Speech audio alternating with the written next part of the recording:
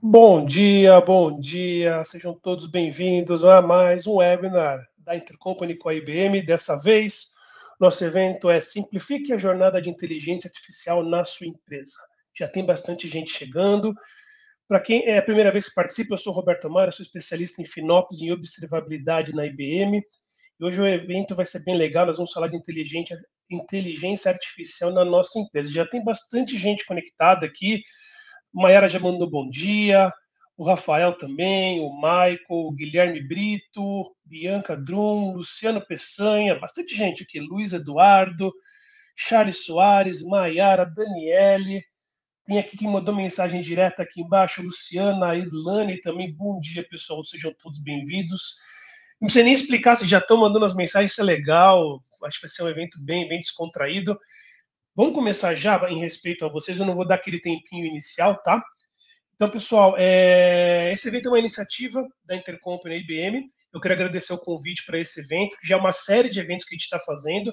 Nós já falamos de FinOps, falamos sobre aquisição da VMware, falamos também sobre recuperação de desastres e já tocamos um pouco em inteligência artificial. E hoje nós vamos mais a fundo na implementação para as nossas empresas, né? Vocês já sabem, para todo lado que a gente olha, nós vemos inteligência artificial em todo canto. No jornal, na TV, nas páginas de produto de empresa, nas redes sociais, então, nem se fala. E também eu imagino que vocês já fizeram alguma coisa desse tipo, criar uma imagem no formato Pixar. Fácil. Mas como eu coloco a inteligência artificial para funcionar na minha empresa? Como eu tiro o máximo de proveito dessa tecnologia? E como eu quebro as barreiras de implementação dentro de casa? Isso é mais difícil, concorda comigo? Por isso que a gente está aqui para te ajudar nessa jornada, mesmo se você já começou e não obteve o sucesso esperado, se já implementou e teve o sucesso, mas sabe que pode potencializar os resultados, ou você ainda nem começou, está planejando, está com um pouco de receio, esse bate-papo é para você também, tá? Quem já começou, quiser colocar aqui no chat, fica à vontade. E a qualquer momento vocês podem colocar. Do lado direito tem um chat que a gente conversa entre a gente, todo mundo vê o que está sendo escrito. E aqui embaixo tem uma telinha de perguntas. Essas perguntas vão direto aqui para a gente. Durante o evento eu vou lendo as que forem chegando, vou interrompendo os apresentadores, tá bom? E a gente vai conversando. Para ajudar vocês nessa jornada, eu não estou sozinho, como de costume. Eu estou aqui com a Franciele Passinato, que é Delivery Leader de IA da Brain Algar. Franciele, bem-vinda, obrigado pela tua presença. Bom dia, Roberto, bom dia a todo mundo. O prazer é todo meu aqui, falar de um assunto que, como você falou, é muito buzzword, mas eu gosto muito e acredito que quem está nesse webinar hoje é porque tem o mesmo interesse. Então, vamos trocar algumas ideias e aprender junto. Legal, obrigadão, viu? Quem está comigo mais? Está o Alexandre Hoffman, que ele é o líder de software digital na IBM. Alexandre, bem-vindo, fico feliz com a tua participação aqui hoje. Bom dia, Beto. Bom dia a todos que estão no call. Bom dia, Fran. Primeiro, agradecer a Intercompany pelo convite. Acho que falar de IA é um tema que a gente gosta de conversar muito aqui na IBM. Eu trabalho na IBM há 10 anos e, coincidentemente, há 10 anos atrás, a IBM já estava trabalhando com inteligência artificial, com o IBM Watson, e eu tive a oportunidade de participar de alguns projetos lá no início. E aí passei por diferentes áreas, diferentes segmentos, portfólios diferentes. E aí hoje, em 2024, eu voltei para onde eu comecei minha carreira, liderando o time de vendas para novos clientes da IBM. E num momento muito bacana, né? Voltar a falar de AI com os nossos clientes, com diferentes empresas, é algo que é super bacana e a IBM tem feito isso já há 10 anos e a gente tem apoiado nossos clientes a implementar projetos de AI para os negócios e acho que hoje tem uma oportunidade da gente compartilhar com esse público aqui um pouco do que a gente vem fazendo nesse último ano. Obrigado, Beto. Ale, brigadão, fico feliz com a tua participação. E mais uma pessoa está com a gente. Deixei para o final, porque ele já é da casa, já acho que é o terceiro ou quarto que a gente faz junto. Marcos Loman, Head de Data and AI da Intercompany. Marcos, bem-vindo mais uma vez. Bom dia, Roberto. Tudo beleza, meu amigo? Pois é, né? Já estamos criando o hábito, né? De fazer esses webinars e podcasts e tudo mais. Então, muito obrigado mais uma vez por você estar aqui com a gente, conduzindo esse bate-papo. Agradeço demais a presença também do Alê e da Fran, que são parceiraços sempre, né? Afinal de contas, uma coisa que eu costumo dizer é a melhor coisa do mundo não é saber tudo, mas conhecer um monte de gente que sabe. Então, é por isso que a gente tem sempre pessoas assim, tão talentosas e tão experientes junto com a gente para trilhar essa jornada aí de desbravar o mundo da tecnologia juntos, né? Então, obrigado pela audiência também de vocês. É sempre legal a gente poder se juntar e compartilhar um pouco das experiências que a gente está tendo no nosso dia a dia com vocês, para facilitar para todo mundo um pouco também desse processo de adoção de tecnologia. Maravilha, Marcos. Obrigado pela tua participação mais uma vez. Deixa eu dar bom dia aqui para o Nathaniel, que ele mandou bom dia, Roberto. Nathaniel, bom dia, obrigado pela tua presença. Camila, também bom dia. E eu já queria começar aqui com um assunto que eu vi nessa semana, já é um nome difícil, já quero tocar nisso. Eu vi sobre uma tal de Seamless AI, que me ajudaria a implementar a inteligência artificial na minha empresa, sem precisar ficar mudando processos. Acho que pode isso ajudar bastante. E por isso eu quero chamar o Loman para comentar um pouquinho sobre isso. Marcos, acabei de te chamar, vou inverter, você vai ser o primeiro hoje. Tá legal, não, sem problema nenhum, Roberto. Pois é, esse termo, ele não é um termo novo, tá? Apesar dele estar voltando agora com bastante força, voltado à área de inteligência artificial, né? O seamless, na tradução ao pé da letra, né? Que seria sem costura, é aquela mesma sensação que a gente tem quando veste uma camiseta com costura ou sem costura, né? O sem costura é aquilo que você nem sente, você nem percebe que está ali. E quando você percebe que existe uma costura, quando você percebe que existe uma junção, né? Significa que aquela união não é uma união natural, não é uma união insensível, né? Então, esse termo, ele hoje vem junto com a parte de adoção de tecnologias emergentes, né, de inteligência artificial, justamente trazendo essa sensação de que você vai passar pelo uso de inteligência artificial ou adotar a inteligência artificial sem perceber que ela está ali, né? Então, a gente vai muito na linha de automatizar processos, né? Então, essa IA seamless, essa IA sem você perceber, é aquela IA que não é a protagonista, né? Muitas pessoas, principalmente nesse último ano e meio, né, com o boom do ChatGPT, tiveram a oportunidade de lidar com uma IA protagonista. Então, você tem um aplicativo que você conversa diretamente com uma IA, né? Ou através de um chat no website, que você conversa diretamente com uma inteligência artificial e você usa essa inteligência artificial em meio às suas atividades, né? Então, você está ali digitando um e-mail, você precisa de ajuda, então você vai lá para o site do ChatGPT, pede para ele te ajudar a escrever aquele e-mail, aí você vai lá, copia, cola. Então, significa que você o tempo todo está percebendo que a IA está no meio do teu caminho. Ela está te ajudando, obviamente, né? Mas ela está ali, você percebe, ela é protagonista em muitas ações que você está executando, né? Diretamente com a própria inteligência artificial. Quando você fala de inteligência artificial sem costura, o seamless AI, você não percebe que ela está ali, porque no fim das contas, ela está ali por trás das cortinas, ou seja, ela é coadjuvante nas atividades que você está realizando, mas ela está ali para te ajudar. Como, por exemplo, quando você vai fazer um processo de reembolso, né, que você está acostumado a ir lá, entrar no sistema de reembolso, né, fazer o upload da nota fiscal, aí você tem que ir lá preencher os campos dizendo, né, o motivo daquela despesa, etc., e manda isso através de um processo de reembolso que vai passar por um gerente que vai fazer a validação daquilo, né, ou autorizar aquela despesa, depois vai passar pela área financeira, contábil, etc., até esse reembolso cair na tua conta.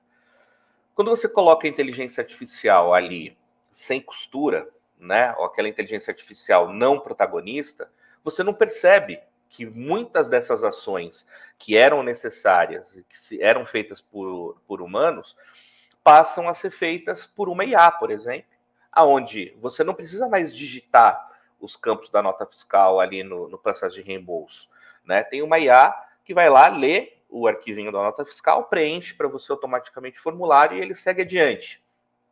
Esse formulário passa por uma outra IA que valida as políticas de reembolso. Então, aquilo que é item não reembolsável na notinha, né, como, por exemplo, a cerveja ou a caipirinha do almoço, ela vai lá e exclui e bota só o valor que é efetivamente reembolsável, né? Não precisa mais passar pela aprovação do gerente. Aí vai passar pelo contábil, valida se aquela nota fiscal está ok, passa pelo financeiro, verificou que está tudo certinho dentro das políticas, passou pelas camadas de aprovação, tudo de acordo com a regra, automaticamente vai lá e libera o pagamento do funcionário. Então, aonde você tinha gargalos humanos que precisavam, muitas vezes, processar milhares de vezes a mesma coisa diariamente, né, dependendo do tamanho da empresa, né, ou mensalmente, né, também milhares de vezes, você passa a ter, então, uma IA que está ali atuando como coadjuvante no processo, você não vê a IA, mas ela está te ajudando. Então, isso significa que a inteligência artificial começa a tomar determinados espaços dentro da nossa vida sem que a gente efetivamente veja ela ali, ou que a gente sinta que ela está lá.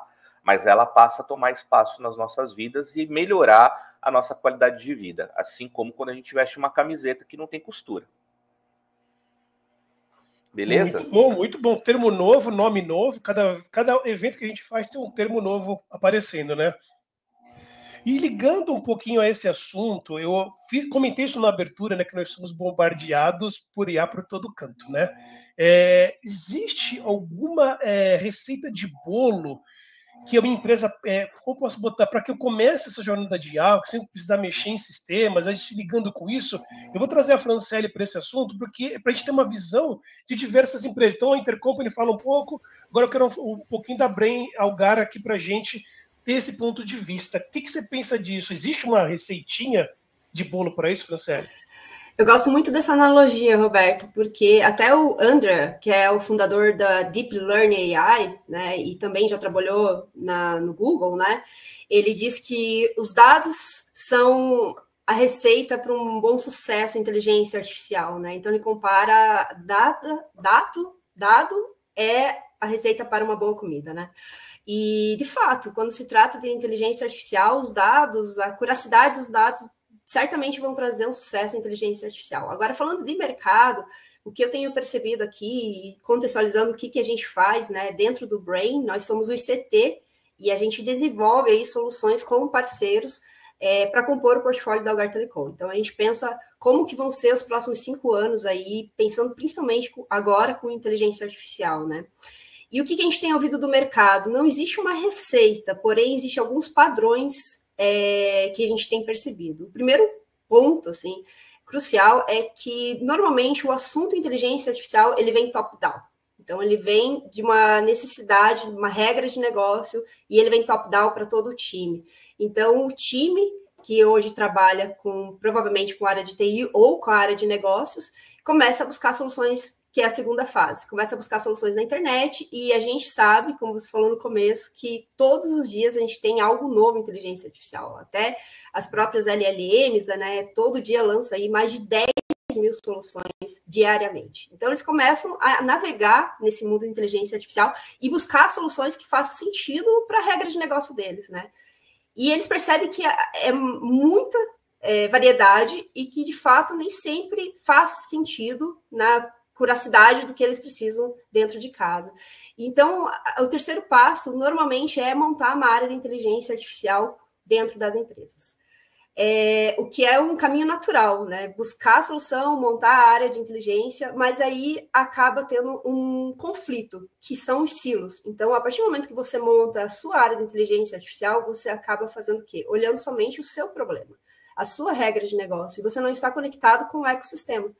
Então, a quarta fase é começar a buscar no mercado atualizações junto com esse time.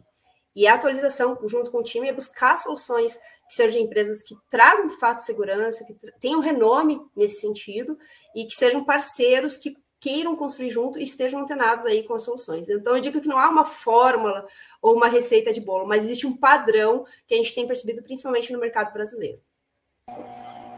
Legal, então não é bem uma receita de bolo, mas esse padrão, isso é legal, isso é muito bom. Aí, trazendo o Alexandre e o Ale aqui para a conversa, visão da IBM agora, né? Você consegue mostrar algo prático, alguns exemplos práticos do uso da inteligência artificial? Com certeza, Beto.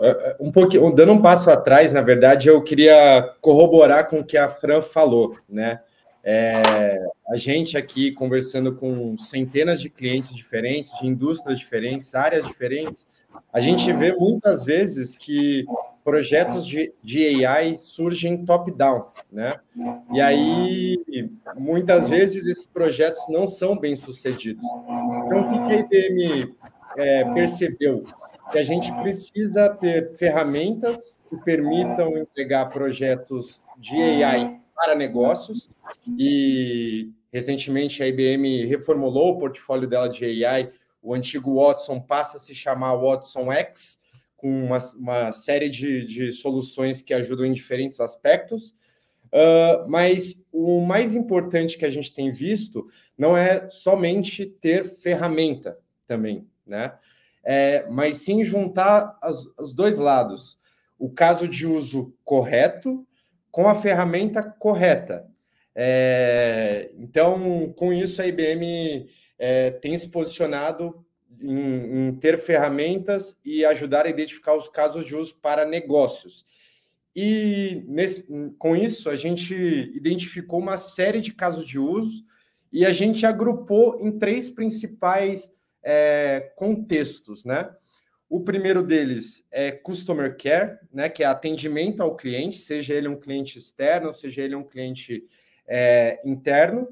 Um segundo grupo que é muito voltado para a eficiência operacional, então como otimizar processos, como automatizar processos e, de fato, conseguir trazer eficiência nas corporações.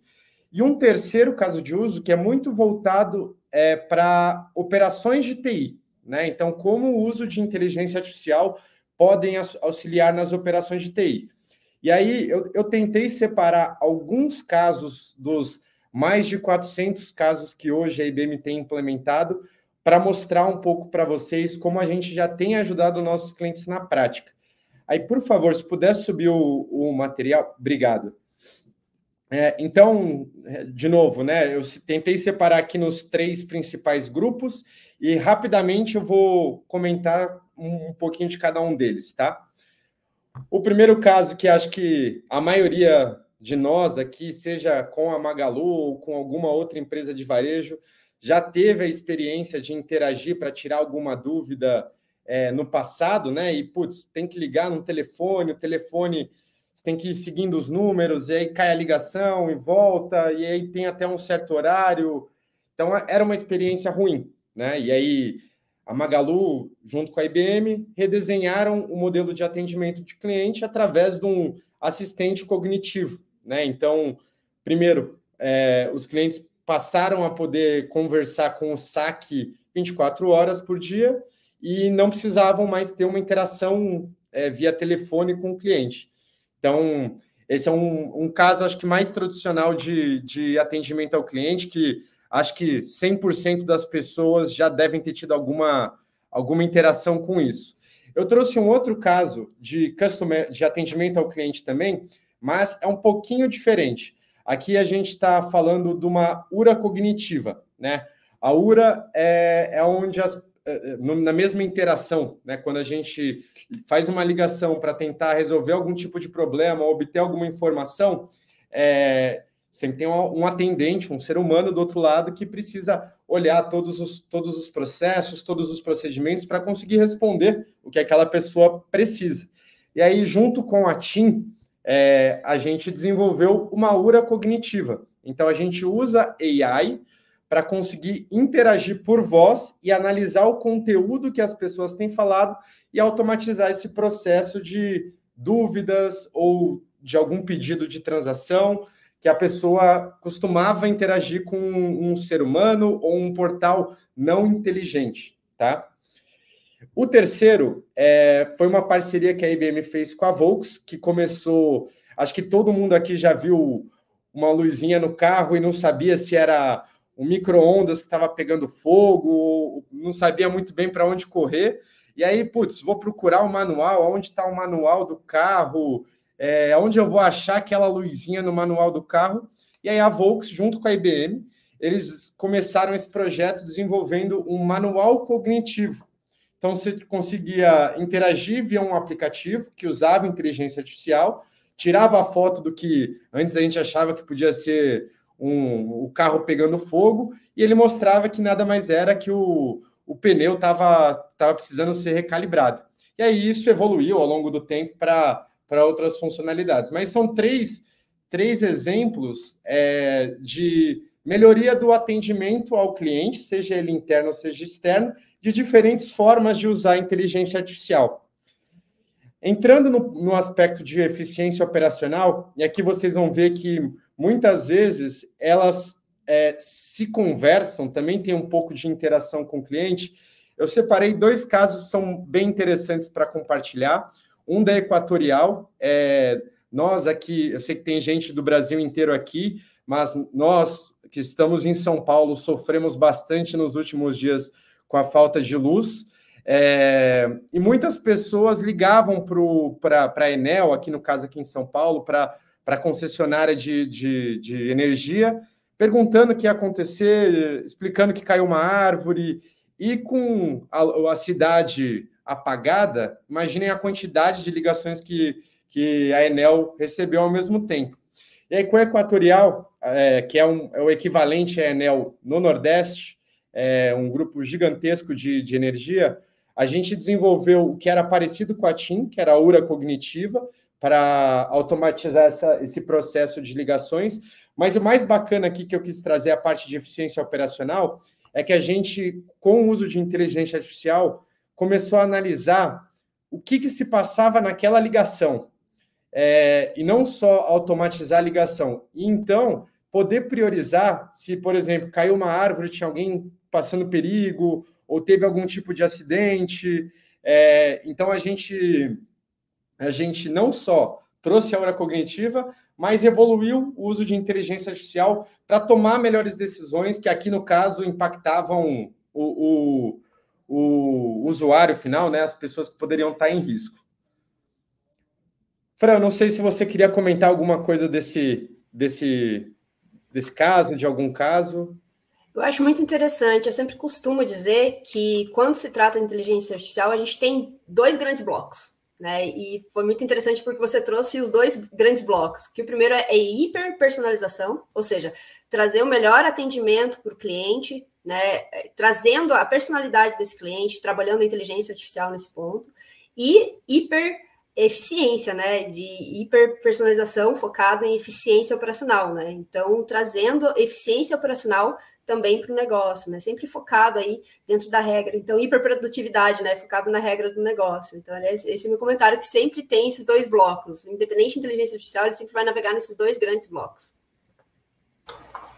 E isso, seguindo ainda, né, nessa mesma tendência, né, que a Fran colocou aqui, cada vez mais a gente está sentindo que a inteligência artificial está mais próxima da gente, né? As experiências que a gente tinha há 10 anos atrás, como o Ale colocou ali no início da entrada, né, desses modelos que a gente chama de modelos cognitivos, que aquela URA inteligente que a gente conhecia antes desses 10 anos, né, que inclusive reconhecia algumas palavras-chave que a gente falava ali por voz, então já tinha alguma coisa de speech to text, né, que era aquela tecnologia que reconhecia comandos de voz, ela ainda era muito distante da gente e a gente não sentia conforto em usar, né? E cada vez mais a gente vem indo nessa linha de deixar cada vez mais personalizado, cada vez mais intuitivo para o usuário, né? Essa interação com a inteligência artificial. Eu me lembro no início ali dos anos do Watson, dos anos, eu digo, de comercialização do Watson, que foi praticamente há 10 anos atrás. Nessa época eu estava também na IBM, participei ali do projeto da Bia do Bradesco, né? Foram anos incríveis ali de introdução da inteligência artificial cognitiva, né, no mercado. E a gente teve um grande desafio, que eu gosto muito de comentar sempre, que foi ensinar o Watson a falar e entender nome de remédio, né? No nosso caso tão emblemático aí da Eurofarma, né? Parceiraço também, sempre inovador, sempre com muita coragem de empreender em novos desafios. E isso tem tudo a ver com o tema da nossa conversa de hoje, que é exatamente esse do Seamless AI. Essa percepção que a gente está tendo hoje de que cada vez a interação com a inteligência artificial é mais natural, é mais próxima do humano, é que dá significado exatamente a isso que a gente está colocando aqui, né? Então, ver essa história e tocar nela e perceber, nós estamos aqui vivendo uma era, e quem hoje está na indústria, quem hoje está na frente dos negócios, está tendo a possibilidade de viver essa transformação incrível que a gente está vivendo nesses anos, né? De chegar ao ponto de que as próximas gerações vão conviver com o IA de um jeito que hoje é como a gente conviver com as mídias todas que estão em volta da gente, né? Então realmente uma experiência muito legal a gente poder viver isso daí, poder contar um pouco dessa história, registrar um pouquinho dessa história num dia como hoje. Ensinar o Watson para falar o nome de remédio deve ter sido bem legal. Das perguntas que estão chegando aqui, eu separei uma da Daniele, mas antes eu ia falar uma coisa, eu ia pedir para vocês seguirem o perfil da Intercompany no Instagram, tá? Vou colocar no chat, tá? O @Grupo Intercompany. Lá no último post já está falando sobre o evento de hoje. Vai lá, coloca um Watson X, um Gênia, para a gente ver a participação de vocês. Acho que é legal, tá? E agora eu vou ler a pergunta da Daniela, que vai bem de encontro do que a gente está falando, né? Acho que pode ser até para o Alê, porque ele falou um pouquinho de casos práticos. O que diferencia a IA que a gente usa hoje em dia em tarefas comuns, olha lá, IA já virou tarefas comuns aqui, e da IA que usamos para IA de negócios. E por que estamos tão preocupados com os processos de integração dessas IAs com os processos de negócio? Pergunta de prova. Ale, vou pensar no teu nome. Você quer começar? Claro, com certeza, Beto. De novo, né? Como acho que todos nós temos falado, né? Todo mundo está falando de AI, todo mundo está querendo usar AI e muitos não sabem de fato como usar, né? E existe um lado que é super importante que a gente ainda não tocou aqui, que primeiro, além de identificar o caso de uso correto de IA, que vai de fato ao encontro com os objetivos da sua corporação, que você consiga ter plataformas, soluções que ajudem a fazer isso com segurança, que ajudem a fazer isso com governança. Então, que o teu modelo não alucine e fale algo que você não possa. Imagine no dia a dia do teu negócio, a plataforma, a tecnologia que foi desenvolvida, ela não está treinada de uma maneira que garanta que ela não fale algo que não era esperado e ela acaba falando e prejudique a imagem da empresa. Isso que eu estou comentando não é algo que vai acontecer, é algo que já aconteceu. A gente tem uma série de empresas que começaram a usar a desenvolver alguns projetos, implementar alguns projetos de AI e sofreram com isso no começo. Então, hoje tem que tomar muito cuidado com como vai ser implementado, como vai ser usado, quais são as integrações corretas, aonde os dados estão, se os dados podem ser acessados, se os dados não podem ser acessados. Então, por isso que a gente tem defendido, nós como IBM, a gente tem defendido muito o AI para negócios, ter uma plataforma que permita se precaver de todos esses aspectos que podem prejudicar a imagem da empresa, mas, por um outro lado, a gente também tem ajudado a identificar o caso de uso correto, que vai de acordo com o que é esperado, com o que a área espera, com os indicadores que a gente tenta buscar. Então, eu acho que tem esses dois principais grupos, né? Um do caso de uso correto e o outro referente à governança, segurança que são super importantes para ter um projeto de AI de fato para negócios. Legal. Chegou mais uma pergunta. Fran, Loma, vocês querem complementar alguma coisa? Senão já vou para a próxima pergunta. Está chegando bastante coisa aqui. Legal. Não, toca a pergunta. Vamos então, atender o público. Tá bom, o Daniel mandou para a gente aqui, esse aqui também é legal. Existem indicadores do uso e crescimento da IA no Brasil? E quais as principais dificuldades de implementação que vocês já estão encontrando? Loma, quer responder você primeiro? Depois eu vou passar para a Fran, tá bom? Legal, maravilha. Obrigado pela pergunta, né? E isso vai muito na sequência disso que o Ale acabou de falar, né? Primeiro vamos falar aqui dos indicadores. Eu até estive recentemente num evento de um parceiro nosso, distribuidor, né? Menos de um mês atrás, aonde a IDC levou alguns desses números, né? E mostrou esses números no painel, né? E parte desses indicadores aponta justamente para a maturidade das empresas em relação ao uso de inteligência artificial. Então, se a gente olhar para os números, por exemplo, na virada de 2022 para 2023, que foi quando aconteceu o surgimento ali do ChatGPT, né?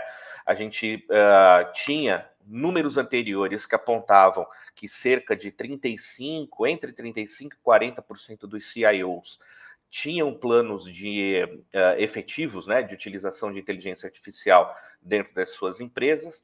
E nessa virada, esse número saltou para casa dos 85%, 90% dos CIOs que tinham, sim, uma direção de incluir inteligência artificial nas suas empresas.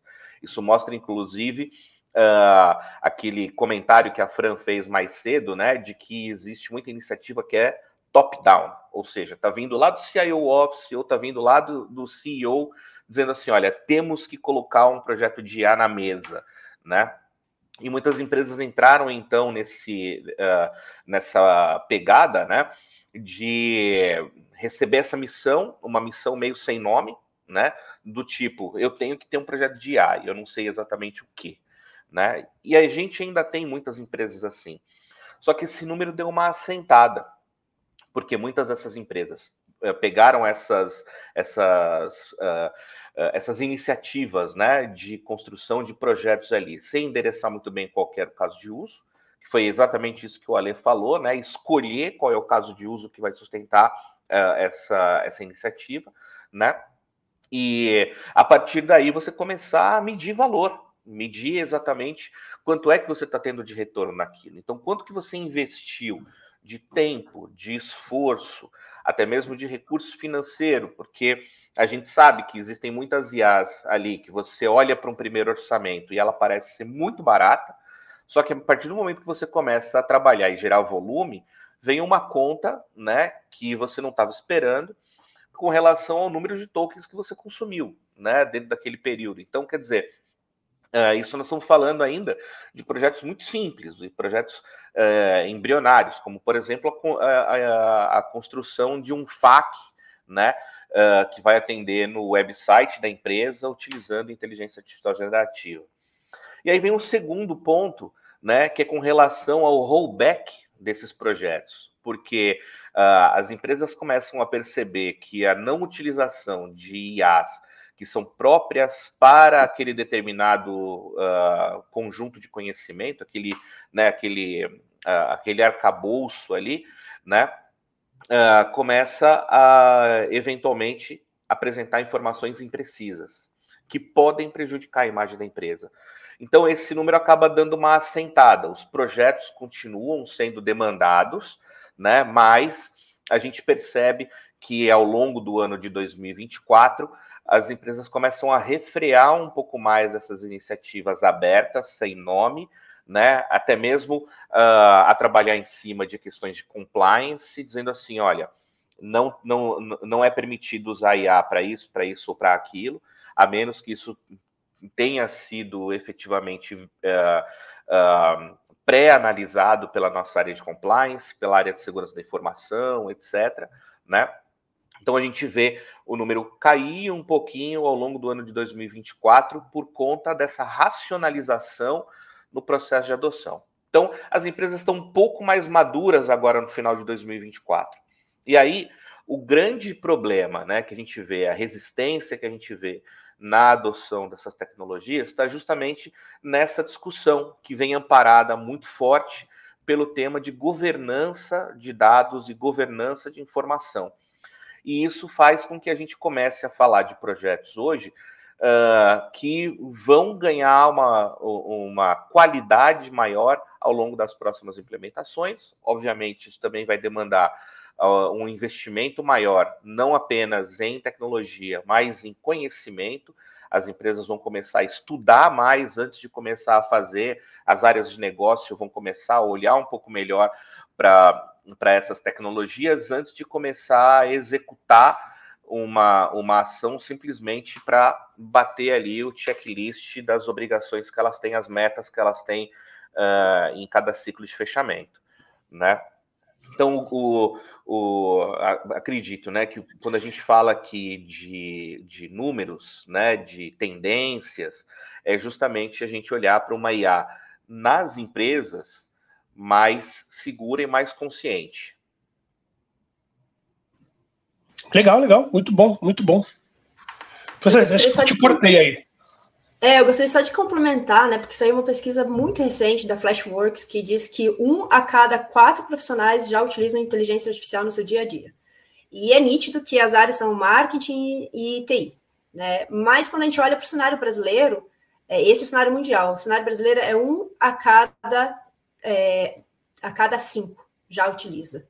Então a gente está muito próximo ao ranking mundial. Eu acredito que esses números em poucos meses já vão alterar, tanto mundialmente quanto, né, dentro do nosso cenário brasileiro. E, no meu ponto de vista, a principal dificuldade é responder para que eu quero. Para que serve a inteligência artificial? O que eu quero resolver, né? Qual que é a problemática? Qual a solução que é adequada para esse problema, né? Então, é só para complementar aí a tua resposta, Loma. Fran, e acho que vai de encontro com a outra pergunta que eu tenho aqui. O tempo está correndo rápido demais. E eu cheguei a fazer essa pergunta no outro webinar que nós fizemos de IA e perguntar algo muito parecido, tá? Com o ChatGPT, o tema de inteligência artificial generativa virou pauta de todo lugar. Mas tudo precisa ser inteligência artificial generativa ou pode ser a inteligência artificial tradicional? Não sei se é o seu termo mais certo de usar. Existem outras possibilidades? Como eu defino o uso? Então, acho que vai de encontro com o que você disse, né? Ou para que eu preciso da IA? Quem quer responder, fique à vontade. Beto, eu queria responder, porque acho que esse é um tema super importante. Até obrigado por quem fez a pergunta. Eu tinha anotado que queria tocar um pouquinho nisso. De fato, né, com o boom de ChatGPT, GenAI vem sendo quem está encabeçando essas discussões de AI. Mas o que a gente vê na prática é que, na verdade, a maioria dos casos que estão sendo implementados hoje de AI não necessariamente precisam ser AI generativa, né? Então, a gente tem defendido muito de entender o ponto que acho que o Loma e a Fran também comentaram, eu comentei um pouco mais cedo, de entender bem a fundo o caso de uso e, consequentemente, trazer a tecnologia que faz sentido para endereçar ele. Se é uma AI generativa, se é uma AI tradicional. Muitos projetos são, na verdade, um projeto de automação de processos, se é uma combinação das duas. E quando a gente fala de AI, ainda tem um outro viés, né? Qual o modelo que é o modelo ideal para aquele caso de uso? Então, a gente, na IBM, aqui, a gente tem defendido o contexto de multimodelo, né? Então, cada caso de uso, cada indústria, cada segmento vai ter o modelo ideal para aquele momento. Então, essa pergunta é excelente. Não é tudo GenAI. Também tem coisas, sim, que são GenAI, mas é importante definir qual que é o modelo certo para cada caso de uso e se, de fato, é necessário GenAI. E aí, uma provocação também que eu queria colocar em relação a esse tema, que ainda não surgiu, mas vai surgir, referente ao custo de processamento de AI, né? Todo mundo está usando o GenAI, o melhor modelo que processa mais, mas, de novo, não necessariamente vai ser o modelo mais efetivo para aquele caso de uso, e em breve, assim como a gente viu com Cloud, né, e o surgimento de FinOps, isso de fato vai acontecer com AI. Com o avanço dos projetos, com o avanço das implementações, já estaremos discutindo como a gente otimiza e qual que é o modelo mais com mais eficiência operacional, né? No caso, com melhor custo-benefício para aquele meu caso de uso. Então, um pouquinho disso, Beto. Volto para você. Legal. Legal. Eu queria só complementar aqui um negócio dessa fala do Alê sobre a questão, né, das IAs, né? Incrível, mas a gente tem tido algumas experiências em muitos clientes, tá? Onde a gente tem a isca, né, da IA generativa, como o Ale falou, todo mundo acha que a IA generativa vai resolver tudo. E, cara, na hora que a gente vai lá e faz o mapeamento da necessidade real do cliente, 80% do projeto é BPM. E aí a gente resolve o resto com OCR e um Natural Language Classifier. E nem entra na IA generativa, né? Um RPA? Então, um RPA, entendeu? É bem por aí. Legal. Acho que os termos vão entrando na moda, né? Todo mundo quer surfar na onda, né? E eu também gosto disso. Então, nem sempre precisa ser uma inteligência artificial generativa. Faz todo sentido. O tempo está chegando, mas está chegando muita pergunta que a Cibele mandou, uma que eu acho bem legal. Fran, eu achei a tua cara essa aqui, tá bom? Quais as novas profissões estão surgindo graças à IA e quais habilidades essas áreas exigem? E aqui vai de encontro. Por que eu estou falando de você, Fran? Porque a gente conversou antes do evento, um caso prático da escola do meu filho, que eles não gostariam que eles usassem o chat GPT, e ele chegou com essa informação em casa. Eu falei, realmente, se for preguiça, não faz sentido. Mas eu acho que no futuro as empresas vão gostar das pessoas que sabem fazer as perguntas ideais para as ferramentas de IA, né? Então, Fran, acho que eu achei muito a tua cara, porque você chegou com essas ideias bem legais. Então, por favor, fica à vontade. Muito boa pergunta mesmo. Obrigado para quem enviou. E, de fato, é isso, né? A gente comentou anteriormente, até uma frase emblemática aí do Ricardo Amorim, que ele diz que a IA não vai substituir as pessoas, mas vai substituir as pessoas que não sabem trabalhar com IA. O que eu vejo com relação ao mercado? Que o mais importante do que entender a tecnologia são os soft skills. De fato, os soft skills vão ser o nosso diferencial, né? E além disso, você ter repertório. Porque para programar uma inteligência artificial, você precisa ter esses dois itens, né? Você tem que ter soft skill, que é o único seu, e ter repertório, né? Então, algumas profissões que talvez estejam aí desconexas hoje no mundo corporativo, elas provavelmente podem voltar, né? Mas, obviamente, tem novas profissões que vão surgir, e, obviamente, a gente nem conhece as profissões novas que vão surgir, mas uma delas é de engenheiro de prompt, a questão muito relacionada à governança dessas inteligências artificiais, né? A questão de ética. Então, auditoria de inteligência artificial, eu vejo e vislumbro essas próximas profissões. Mas a principal, hoje, a principal função de uma inteligência artificial é ser complementar ao humano, né? Então, soft skills e repertório são primordiais. Legal. A gente conversa bastante em casa que ele vai trabalhar em profissões que a gente nem imagina hoje que existam, né? E muito rápido. Em 2 anos, acho que já vai aparecer, vai brotar gente nova aí, profissões novas que a gente nem imaginava que existiam.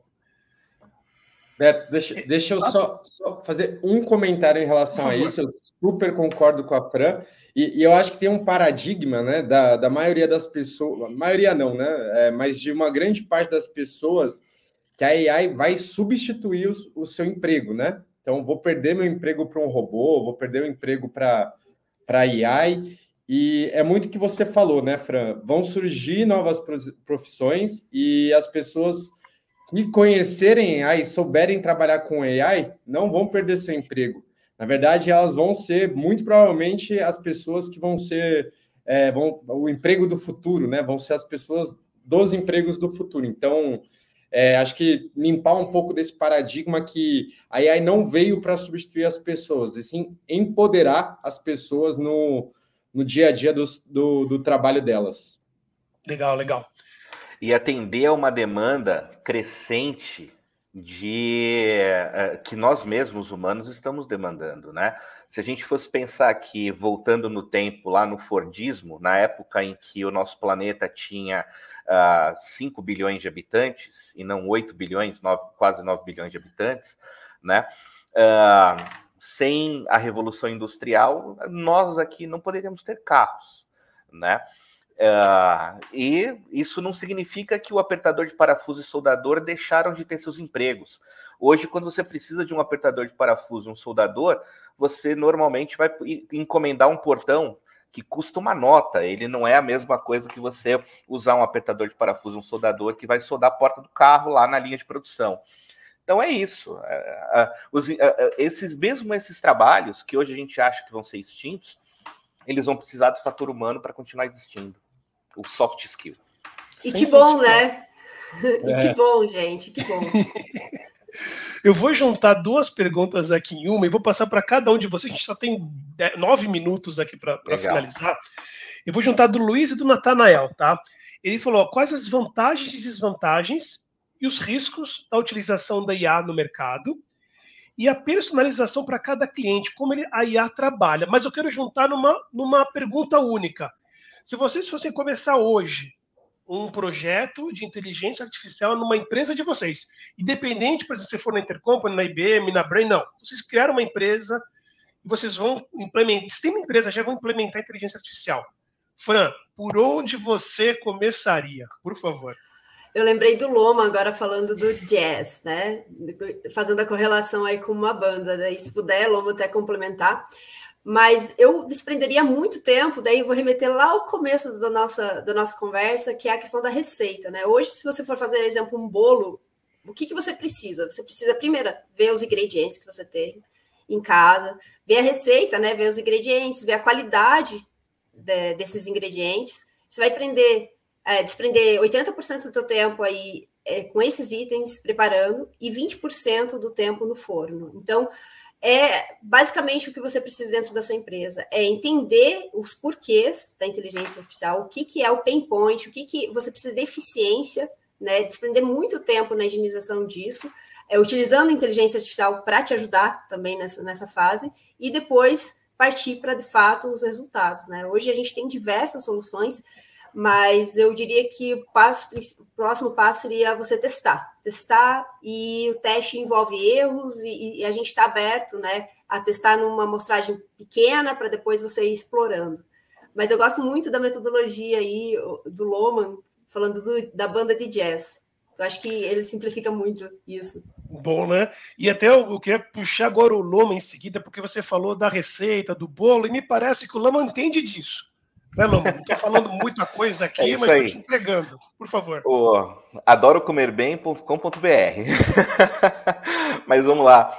Fran, obrigado pelo gancho, né? Que você falou aí das bandas de jazz. A gente tem uma metodologia aqui que vai muito nessa linha do jam session, né? Que é algo do jazz, aonde você pega instrumentistas de diversas classes e gostos e bota todo mundo para criar ali na hora alguma coisa nova, né? Então essas jam sessions, elas sempre saíam com alguma coisa nova, uma cocriação, né? Utilizando, né, instrumentistas de corda, metais, piano, etc., né? Então essa metodologia que a gente aplica, que a gente chama de Innovation Jam, né? Ela traz um outro termo que a gente gosta muito de usar aqui, e quando eu falo aqui de por onde começar, a gente começa com o putz. O que é o putz? Quando você está saindo de casa, indo para o trabalho, você fala assim, ó, putz, eu tenho aquela coisa para resolver. Quando você presta atenção nisso e você esquece que o termo coloquial, aliás, o termo comum que se usa no mercado para isso seria mapear as dores, né? A dor é isso, é o fator putz, né?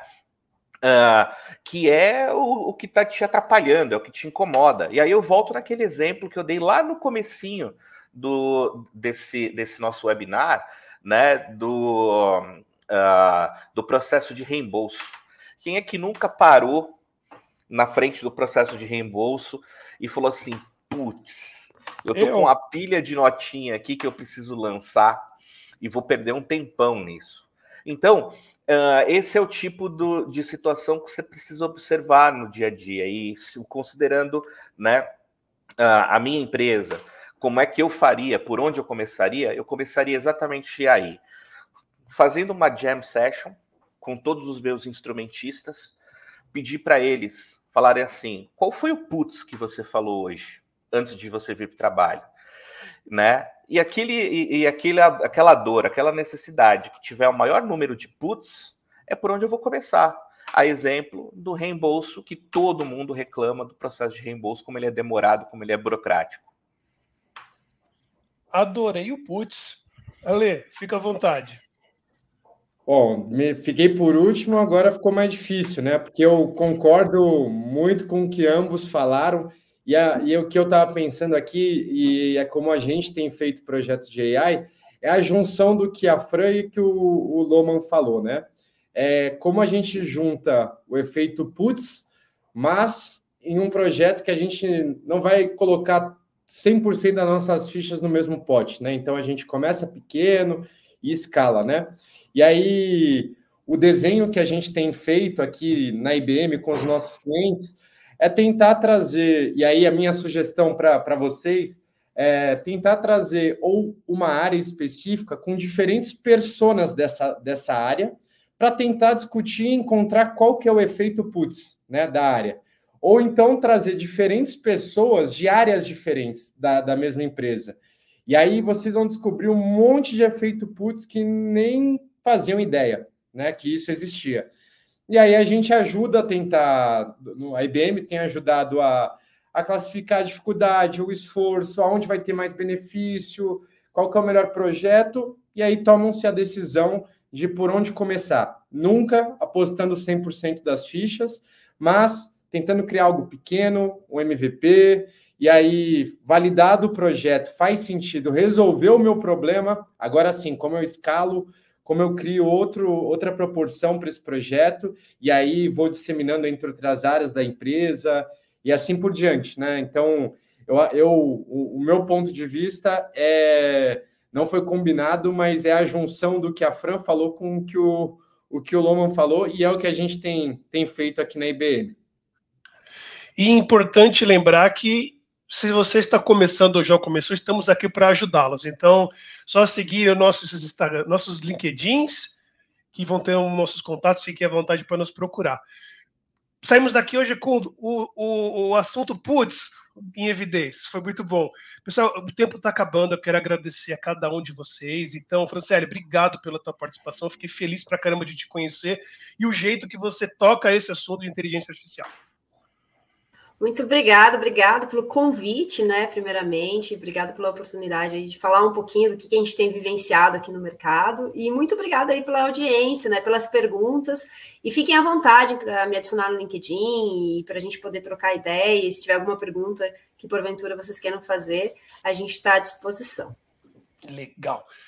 Ale, brigadão pela tua participação, é a primeira que a gente faz juntos, espero ter outras, e fiquei feliz com os modelos práticos que você trouxe para a gente. Eu que agradeço, Beto, Loman pelo convite também, Fran por ter compartilhado insights muito bacanas aqui, que com certeza também vou levar nas minhas referências do dia a dia. Agradeço todo mundo que participou, espero que tenham gostado, tiveram ótimas perguntas aqui no chat. Quem tiver interesse, quem tiver dúvida, quem quiser saber um pouco mais sobre os casos de uso, sobre como a IBM tem trabalhado com AI, podem me adicionar no LinkedIn, a gente bate um papo e, quem sabe, ajuda vocês também a conseguirem escolher o projeto certo e a implementar um projeto de AI para negócios. Obrigado, pessoal. Obrigado. Loman, a hora que você criou aqui no chat, o Alessio já botou, putz, acabou o tempo, valeu demais. Então, o pessoal já criou um trocadilho com o teu putz. Perfeito. Obrigado e também por me ensinar hoje sobre esse tal de Seamless AI que eu não conhecia, tá bom? Que isso, gente. Muito obrigado a todos vocês, a Fran, ao Alê, por terem aceitado tocar junto com a gente esse assunto que é super novo, super desafiador, né? Roberto, você é sempre brilhante na condução aqui das conversas e na atenção com a nossa audiência. E a todos que mandaram perguntas também, continuem mandando suas perguntas para a gente lá pelo LinkedIn e não percam as próximas sessões que a gente vai fazer também do IT Talks. Sempre a gente vai trazer algum conteúdo novo. Beleza? Obrigado demais, mais uma vez, Beto, e a todos aqui pelo compartilhamento de tantas coisas boas. Nós que agradecemos, e as perguntas estão chegando ainda. Pessoal, o webinar está sendo gravado, vocês vão receber um e-mail com agradecimento, e você que não está aqui hoje também vai receber um replay. Sentimos a sua falta no evento. Pessoal, então eu quero agradecer a presença de todos, vamos nos ver no próximo evento, vocês vão receber os convites para o próximo evento, e até a próxima, pessoal. Um abraço. Tchau, tchau.